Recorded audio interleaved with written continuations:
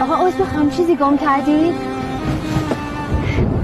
ببخشید مزاحمتون شما چیزی گم کردید؟ چون تو مسیر که می آمدم چند مورد مثل شما همچین دمرو توی سد دیدم.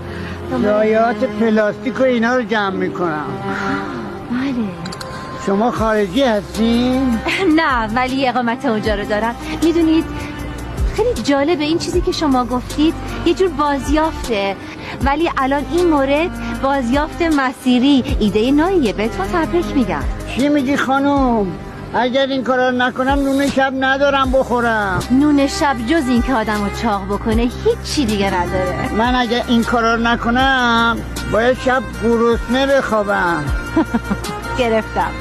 شما از اون دست آدمایی هستین که در هر شرایطی نق میزنه. این اصلا خوب نیست. ناشکری نکنید. خیلی ها مثل شما همین سطلم ندارن که برن توش. کسانی که با شکم سیر مردمان گرسنه رو نصیحت میکنن نیازی به نصیحتشان نیست، سکوتشان زیباتر است.